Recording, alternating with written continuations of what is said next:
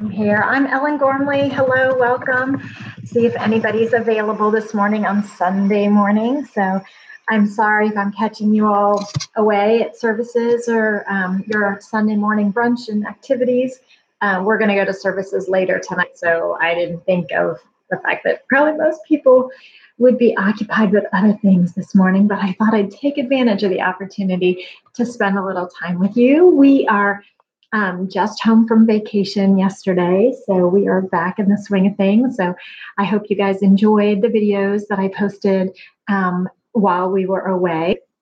Please, if you're in chat this morning, if you're watching, let me know if you can hear me okay. So I'm going to stitch a bit, I think. No, I didn't actually grab hook and needle this time. I have needles this time that I was working on vacation. So maybe I'll do a little bit of that. But I admit that knitting requires a little bit more concentration for me than crochet does.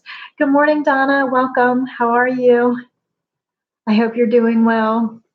So we just got home from vacation, and while we were away, I posted a couple videos. I think a lot of you took advantage of watching those, so that's wonderful. So I posted a video on how to make a flat circle, including lots of tips about how to know if you're doing it right and how to adjust if you're not. And so I hope you enjoyed that video. And the standing double crochet, I posted the giveaway this week. So go check out the video on Karen Hooley's Coastal Crochet. Do I have that book handy? I don't. It's not in my stack. Good morning, everyone. Hi, Rachel. Hi, Dawn.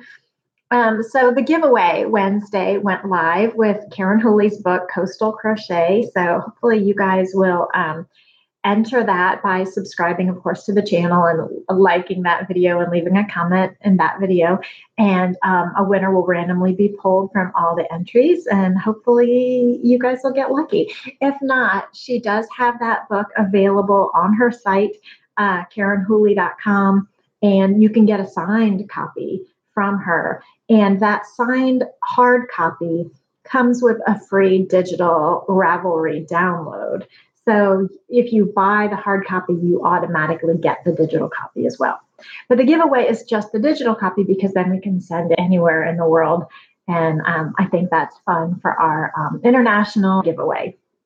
So again, if you're watching this on replay, I'm sorry that I missed you. I know that this was probably not the best time because many of you are at Sunday morning services. And so I'm sorry that I'm missing you. I'll try to vary the times that I do live videos so that we can include as many people as possible. But frankly, my schedule's so weird. I just try and do them when I have a few minutes and I know that we're good to go. So we just got home from vacation. Just waking up, fell asleep crocheting, waking up to your yarn all over. Oh my goodness. So we were on vacation. And so our pet sitter found, I thought I had done a good job closing up all my yarn. I keep my office door closed. I keep my hutch in the living room closed. And I have tote bags that I thought were zippered. And so that I didn't think I had any loose yarn anywhere. But apparently I did. So Theo, that crazy culprit of a little mischief kitty, he got into my yarn, and he only got 2 balls, but apparently they were strung throughout the house. So the pet sitter had some cleaning up to do, and I'm looking over there at him, and he's being mischievous over there. So so it's easy. I know you're supposed to keep cats away from yarn, like it's not good for them. They can chew it and get it caught in their stomachs, and it's really, really bad for them. But I admit it, it's kind of hilarious when he picks up a whole ball of yarn and walks away. But I try to keep him away from my best yarn, and I do supervise him when he plays with yarn the best I can. But he somehow found some yarn and strung it up through the house while we were away. So they are, both kitties are, Minnie's very camera shy. Otherwise I'd let you see her too, but she's very camera shy. She's very people shy. So, but they had fun playing with the yarn while we were gone. You were having trouble with YouTube last night and this morning? I don't know. I was just, we had some trouble with Wi-Fi while we were on vacation. We spent 2 days in Savannah, Georgia, and then spent 4 days in Hilton Head Island, South Carolina, and drove home yesterday. So now we are home. So I didn't do nearly as much crocheting on the trip as I thought I would. The whole trip down, the whole drive down, I just was a zombie. Like I didn't crochet or knit really at all. Like I just sat there. It's like I guess I needed a break from everything, and that's what vacation is for. And then on vacation, like while we were in Savannah, we were busy doing tours and walking around and seeing the historic homes, which were beautiful. So I didn't crochet much there. We got to Hilton Head. I did bring my yarn and I did kind of start a project, but I admit this is what happened. Okay, so I'm on vacation and I always bring work on vacation. I can't help it. So I had my laptop and I was checking my email. Uh-oh, did I lose you? There they are. I was checking my email and I got an email from my book editor, and we have had a little bit of a setback. It's okay. So it threw me for a loop temporarily, and I was somewhat discouraged that we just need more content. So I need to come up with more projects like now.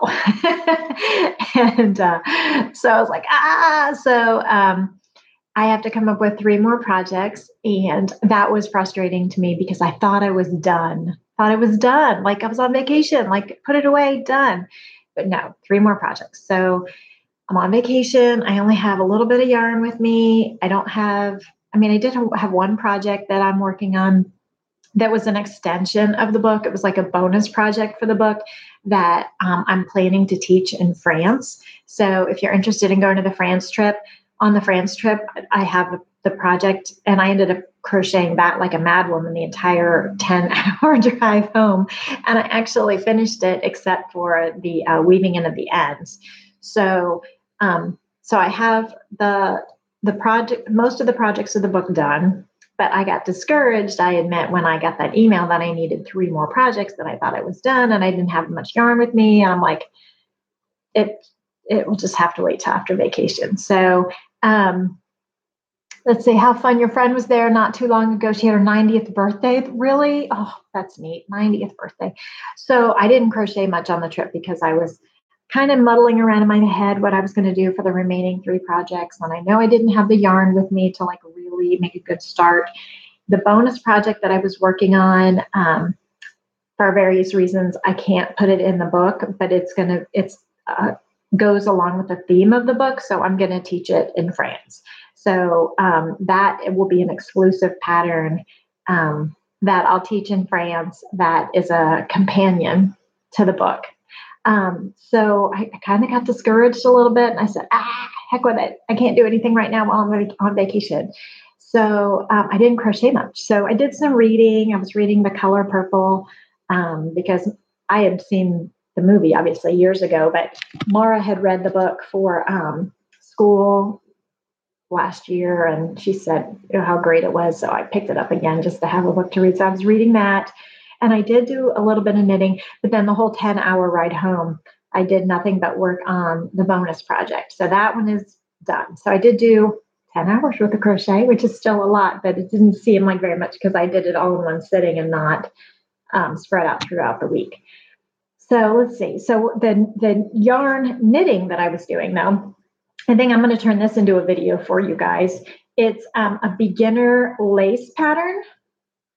So a little bit of show and tell here. So this is what I've got so far.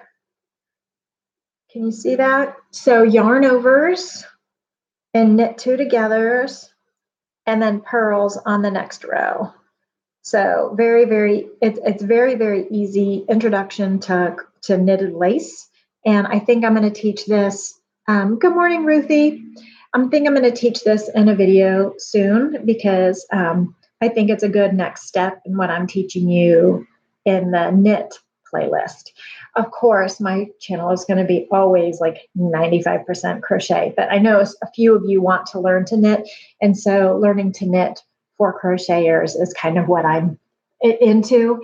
And so this one will be really good for crocheters because it involves yarn overs, which you know that term from crochet. So I think you'll enjoy this little beginner introduction to knitted lace. So, hey, I can do it. You can do it. We'll do it together. So what else is going on? So I ended up bringing with me on vacation, maybe the little knitted project, the bonus project, and then I had 2 more balls of yarn that I kind of had in my head that could be good for swatching and stuff. And then I got discouraged and didn't do it. But that's okay, because I did get some videos up while I was on vacation for you guys. So the giveaway video went up, and the flat circle and the standing double crochet went up. And then last night we got home and I posted the standing single crochet videos. So what are you guys all working on? What are you doing? What are you finding interesting these days? Oh, I know what I wanted to tell you. Okay, this is important. I found a new to me designer, who I can't believe I didn't know her before, because I don't know why. I don't know why I didn't know her before. Anyway, her name is Brianna Kay. And let me see if I have her, excuse me, while I look up here. I'm going to grab her URL and post it here for you in the chat. She is a designer, a crochet designer and knit designer. Okay. And her name is Brianna Kay. And I can't believe I didn't know her before now, but it's important for you to know her because she has a revolutionary new method for doing crochet cables. And she calls them infinity cables. And they're cables that lie on the surface of the fabric. You do crochet them as you go, but it doesn't leave any holes. And they are sort of post stitches, but at the beginning of crochet cables now, like you do like a row of double crochet and then you work around the post. And so the cable starts like it sort of grows out of the bottom. The way she does it, you can like make a curve at the bottom so that it could be like a figure 8 in cables and it would be done. Like you'd never have like tree branches of cables at the end or the beginning like you do in traditional cable crochet. And I think it's a beautiful technique, and it's a little bit complex, but she's got fantastic explanation videos, and there's a free pattern on Ravelry. So if you look up, let me make sure I'm spelling her name right, Brianna Kay. Okay, now when you go into YouTube and you like search Brianna Kay, there's 2 Brianna Kays. One has 2 N's and one has 1 N. This Brianna Kay with 1 N is the crocheter. The other Brianna Kay has 2 N's, and she's more of a lifestyle blogger, and I don't know her. So, but Brianna Kay with 1 N. And I'm telling you all of this because Brianna Kay came up with this concept a year ago. And she spent months working with a technical editor, symbol diagramist friend of mine to come up with beautiful crochet symbol diagrams for her technique. And she came up with, I wonder if there's a way I have not met Brianna Kay, so I don't know her, but like, it's a beautiful, and her videos are gorgeous. They're just gorgeous, very pretty. And her nails are always so pretty. So anyway, she is doing some great work. So I wanted to tell you guys about her because she came up with this concept well over a year ago. Like the first it was a while ago, and it took her months to like come up with the symbol diagrams and work with the tech editors to make sure that she gave you the complete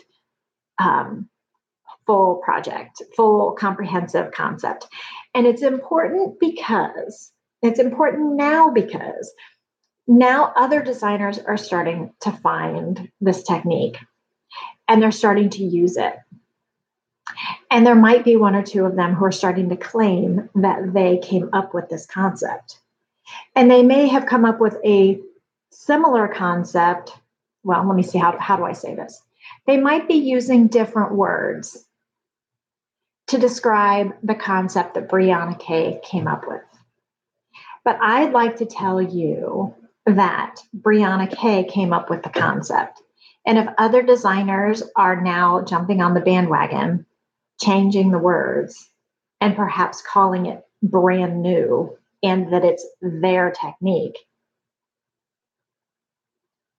Brianna Kay came up with this at least a year ago. Just saying. So anyway, she has really beautiful the infinity cables, and that's her link there that I put in the chat. And so you ought to go give her some love. She's got lots of a pretty good amount of subscribers, but her videos are gorgeous. And she does have a free PDF download on Ravelry on like how to learn this concept of infinity cabling. And it's really pretty. And I watched it and I am fascinated by it. I think it's a really revolutionary way to do cables that, it's really good. And I think it's really interesting, and I've not seen it before. Now, I will say, Linda, she came up with infinity cables. They're crochet cables that are on the surface. They pop really well from the surface of the crochet, and there's no holes. You're never skipping any stitches. And you can also make cables that are rounded at the bottom, so they don't like grow out of the fabric like tree trunks. Like if you know traditional cabling where like they kind of pull straight up when they start and then they start zigzagging. And so her cables are infinity. Like you can make them like continuous and joined to each other. So it's really fascinating and it's a great technique. And I will say, in general, in my opinion, very extremely rarely do I see something brand new in crochet that I've never seen before. Like, and every time I think I've come up with something new, somebody else across the world has done it before. Like, it's hard to imagine that there's anything genuinely brand new that somewhere, somehow in the world, somebody hasn't been doing it, even if they haven't written it down. You know what I mean? So like, it's kind of like the notes in music. There's only so many notes in music. Like we're not going to, I don't think, I'm not very good at music, my daughter is, but like, I don't think we're going to like invent any new notes to music, right? Like that's all. That is what it is. Like, we might invent new instruments and we might invent new ways of putting the notes together, but to truly come up with a brand new note is probably not going to happen, right? And I kind of feel the same way with crochet.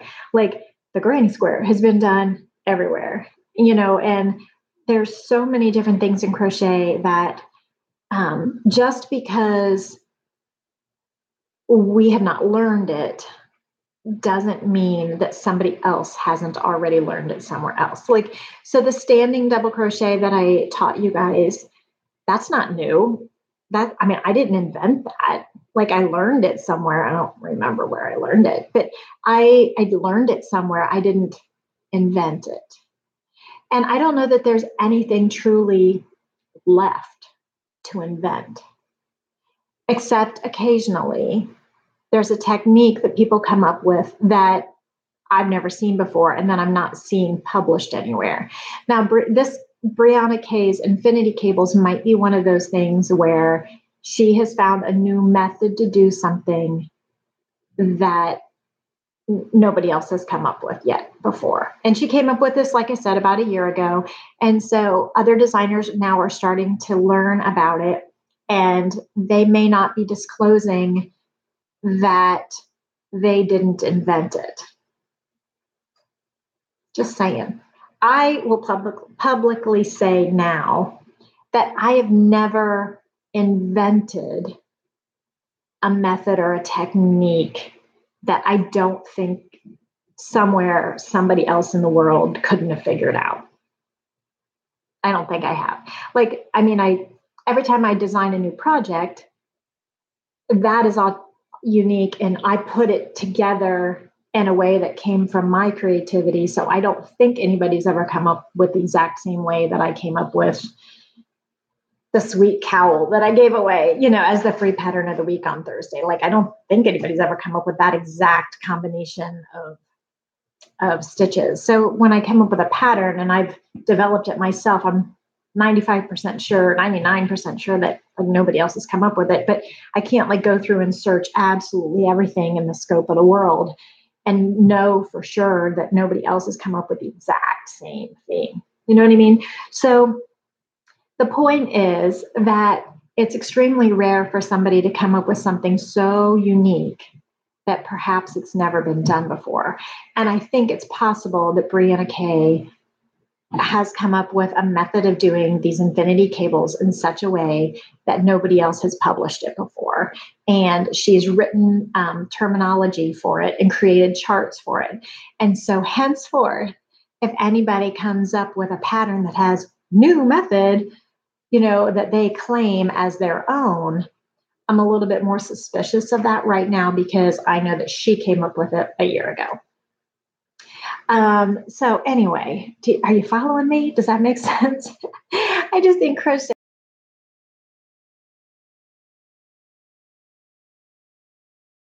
things could still be doing stuff. That doesn't mean that, that these things haven't been invented. So I do say that when I design something and put something together, hi Sandy, good morning. When I design something and put it together, that I don't copy other people's stuff, and designers shouldn't. And if they do copy a method, then you should give credit where credit is due. But in terms of like, composers put together different notes, and it's like you come up with a brand new song, and there's an infinite number of ways that the notes can be put together and add a different instrument and add a different tempo or whatever and create a new thing.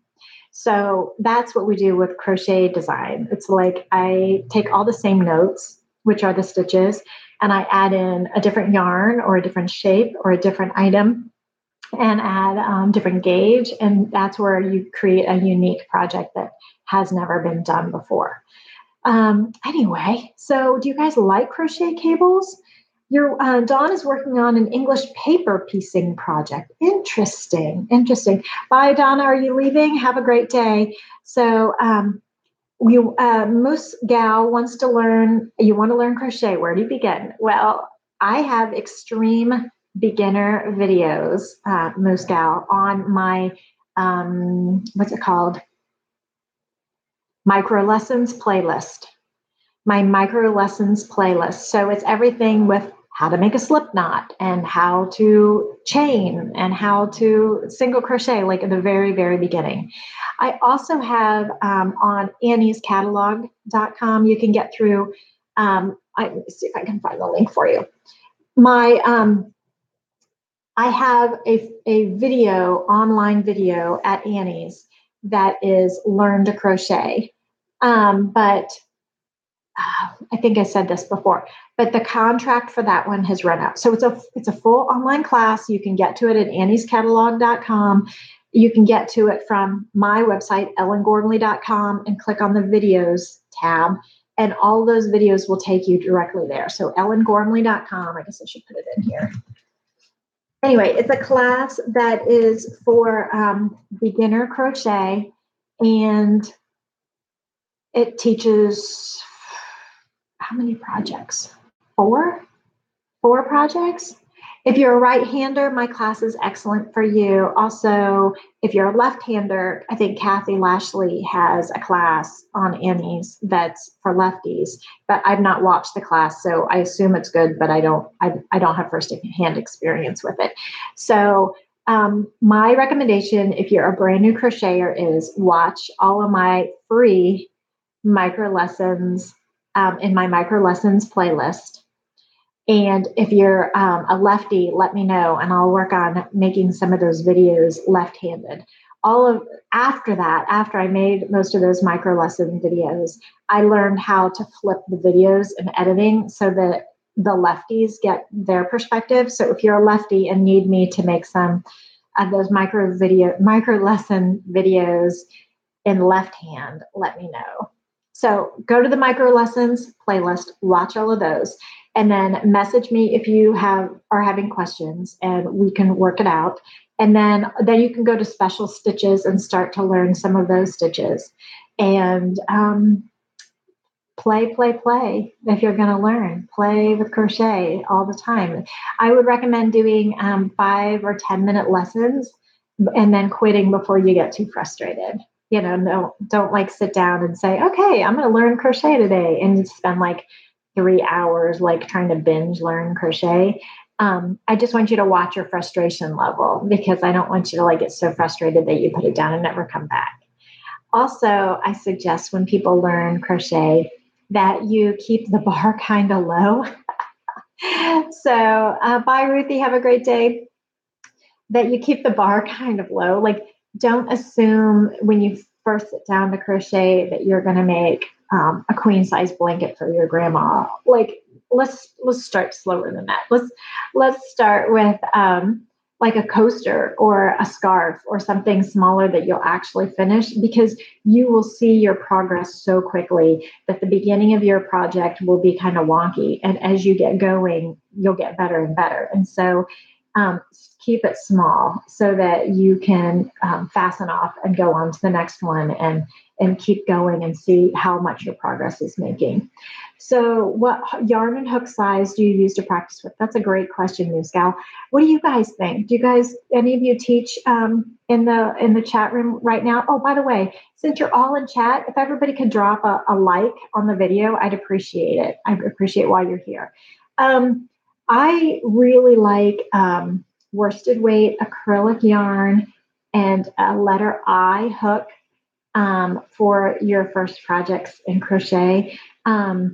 I wouldn't use, make sure you use a color that you really like and that you enjoy. Use a color that you really like. Don't skimp and think, oh, I'll pick this ugly yarn because it's just swatching. It's just for practice. Who cares what it looks like? Well, because you need to enjoy it. You know, I want you to enjoy it so that you keep going. Linda says dishcloths are a nice way to start. Absolutely. That's a perfect size. Coasters, dishcloths. And then also, if you end up making like a lot of little dishcloths or coasters, you can always sew them together and make a, I call them a little cozy. I think making a cozy for especially pets or animal shelters is a fantastic use of your first projects in crochet. So I like to keep your first projects in crochet, because you can really then look back at how far you've come with your progress. But if you want to make a useful, functional thing, which is one of the hallmarks of crochet, is that it's a useful, functional project. Make something for the pet shelter. They don't care what it looks like. They don't care that it's lumpy. They don't care if the edges are messed up. They don't care what color it is, but they can use, snuggle with it at the animal shelter. And then when they're hopefully adopted into a forever home, they can take it with them, and it feels like the transition is easier. So think about that. Okay, let's see, question here. So I would use a worsted weight yarn, probably acrylic, and in a pretty color, and an eye hook. Thanks for the single crochet foundation video. It was super helpful. Awesome, Emily. I'm so glad. Okay. Don't use dark yarn. Good point, Denise. Absolutely. Dark yarn is harder to see. Now, the younger your eyes, it's still hard to see. I mean, let's be real here. It's so like navy, dark plum, and black are hard to see. And even when you have great light, they can be tricky. I think sometimes, is this going to be true? I kind of like multicolored yarn when you're learning to crochet, especially when you're learning Tunisian crochet, because you can kind of pick out the strands easier when you can see the changes in color. So I don't know. I mean, the overall fabric might look muddy, but in general, I think you want to use a smooth yarn too, nothing too fuzzy. Use a smoother yarn. So my son's making breakfast. 11 o'clock. Okay. Let's see. Thanks for the tips. Yeah. But keep them, keep your questions coming, Moose Gal, because it's a lot of fun and it's a great leisure time activity. And I have always crocheted mainly because I feel less guilty about sitting still watching TV. Hold on, let me go turn off this timer. Patrick.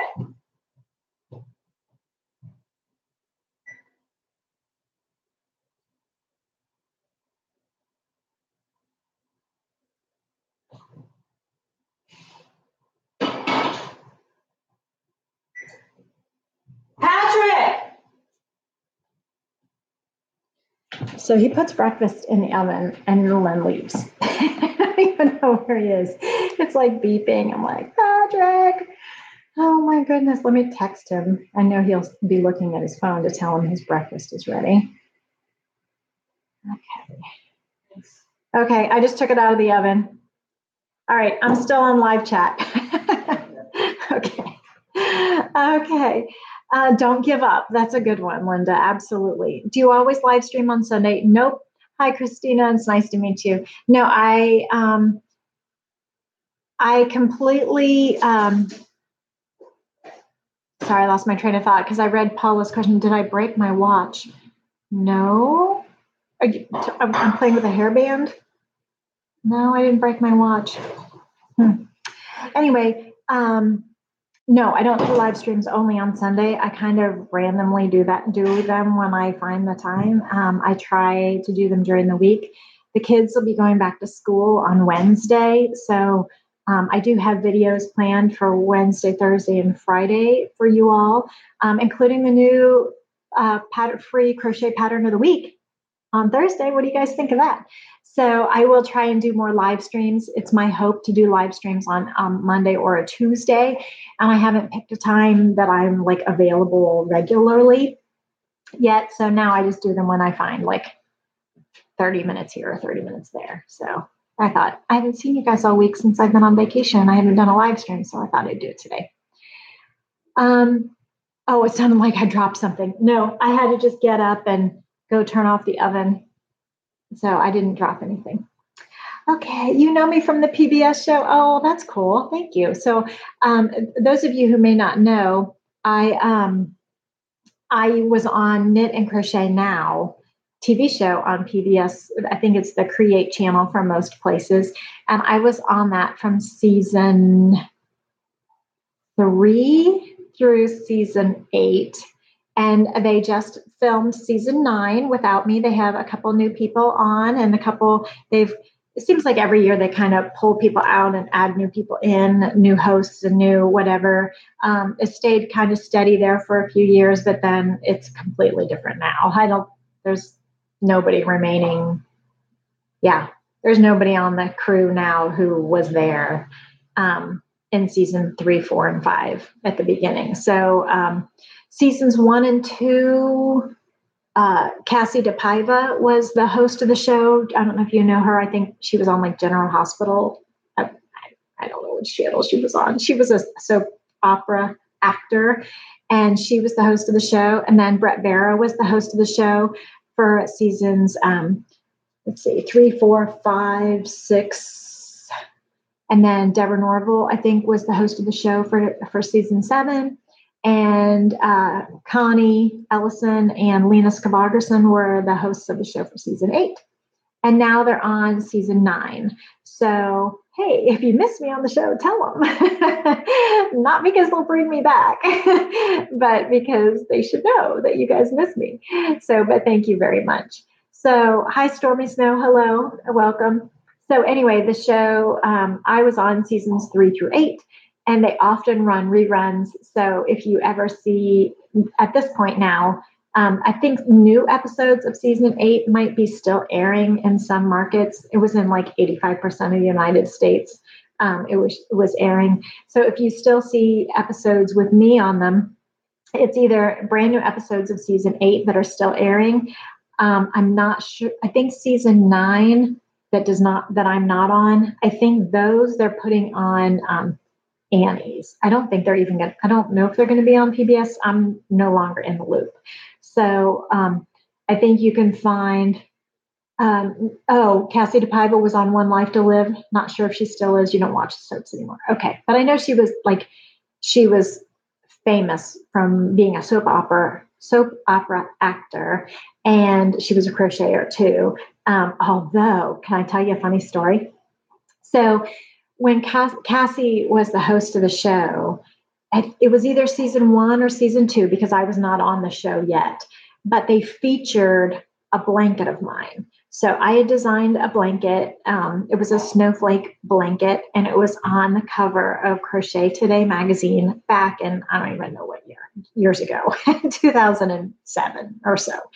Anyway, they featured the snowflake blanket on Knit and Crochet Now. And I think the show was actually called something else back then. Was it called Knit and Crochet Today? It was called Knit and Crochet Today back then.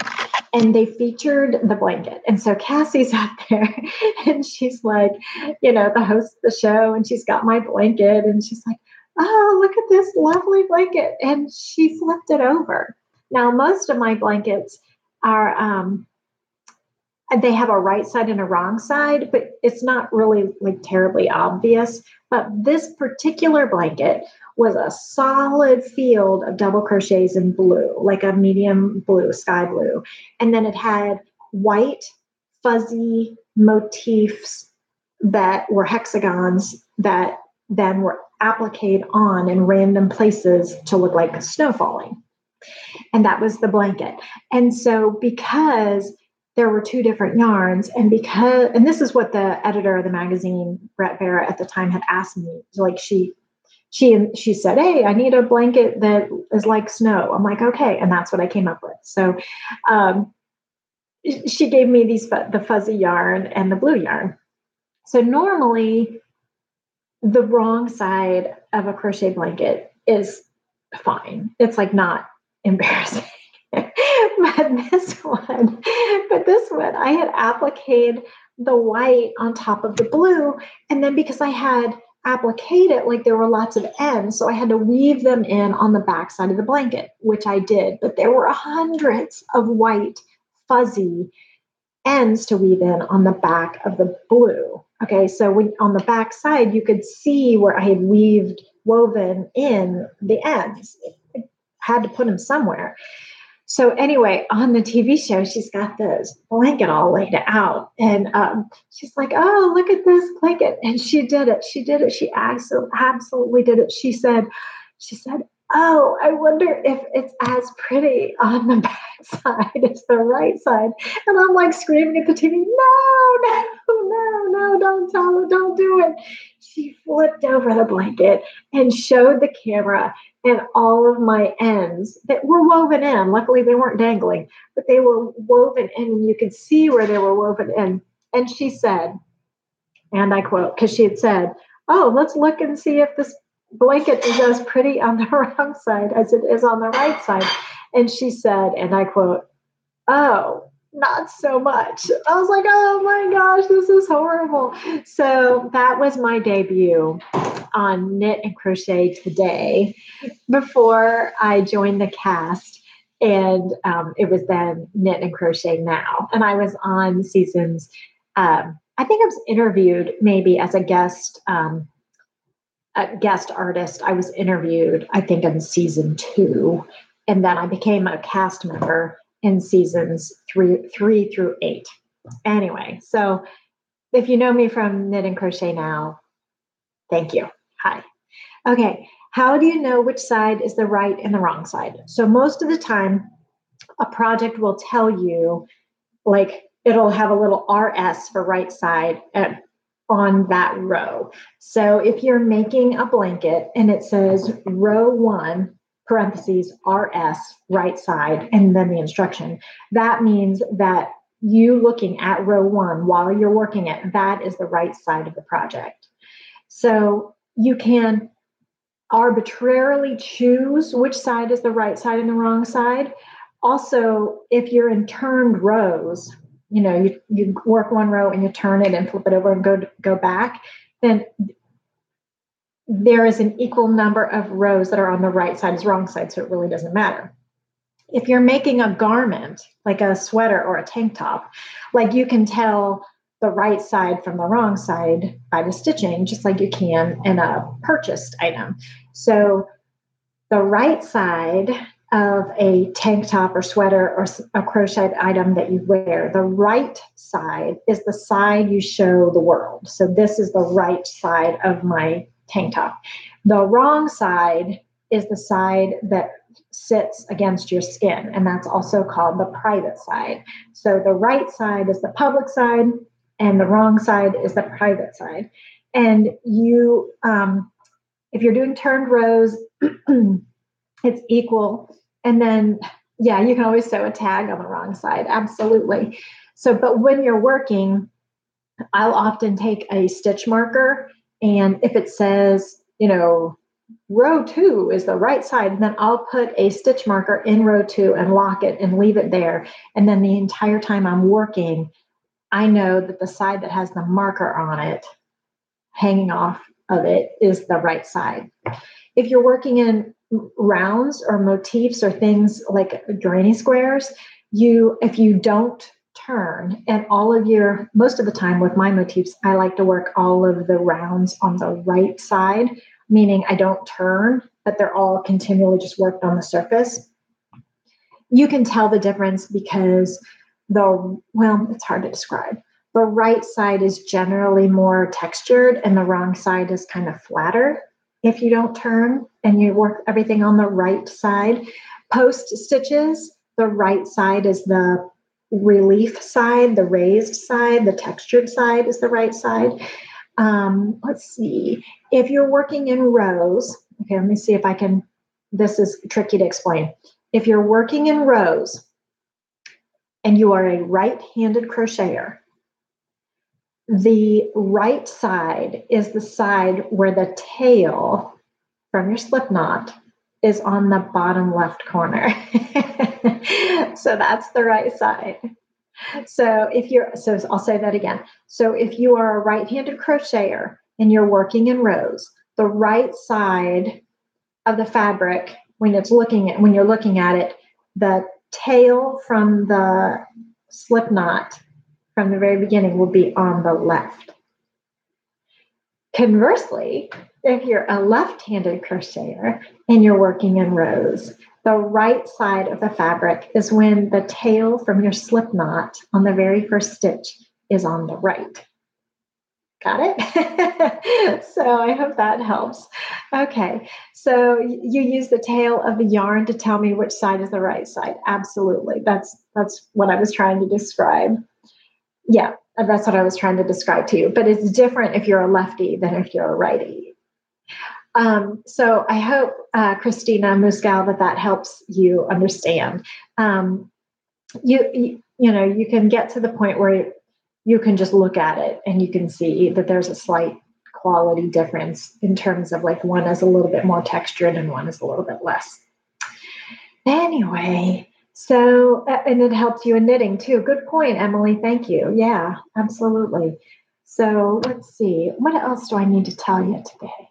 So make sure that you go check out Brianna Kay's YouTube channel, and please subscribe to her and send her some love. Her videos are gorgeous, and I think you'll be really happy. And she also, I think, does knit. And so she does the infinity cables. So look at that too. Don't forget that I've got the crochet trip to France coming up in April. So go check out the links. I'll put links in the description of this video below, and I'll put in a craft tour link to crochet. It's so that you can see the details and decide if that's something. Her channel, I put the link, Muscal Christina, I put it in the chat room above. Yeah, it's above. It's a YouTube channel, but her name is Brianna K. Brianna with one N. And let me type that again. Brianna-K. And I've never met her, so she's probably going to be like really surprised. Let's see. I think that worked. So she might be surprised that I'm sending people her way because she doesn't know me at all, and I don't owe her anything. I just think that she does. This is a really beautiful technique, and she deserves some attention for it. So the trip to France. Don't forget, I've got patterns, and I'll put the link in the description below at lovecrochet.com. I've got patterns at Ravelry.com. I'm now doing the free crochet pattern of the week on Thursdays. So thank you for tuning in for that. Don't forget to tune in and subscribe to the channel, and enter to win the digital copy of Karen Hooley's Coastal Crochet. That giveaway is going on for another week. And anything else? Can't think of any other news that I need to tell you. There'll be more giveaways. Can't tune in on Thursday. Surgery coming up. Okay, well, good luck, Paula. I hope that it goes well, and that hopefully, well, it'll be Thursday will be the free crochet pattern of the week, so that will stay on the computer on the YouTube, so you can look at it when you're feeling up to it. But hopefully you have an easy time with your surgery and you recover quickly and thoroughly. So that would be good. Don't think I've got anything else to say. So if you can, please like this particular video. Give me a thumbs up. I appreciate it. And that's about it for me today. So thank you so much for tuning in. Hopefully we'll catch each other on a live stream.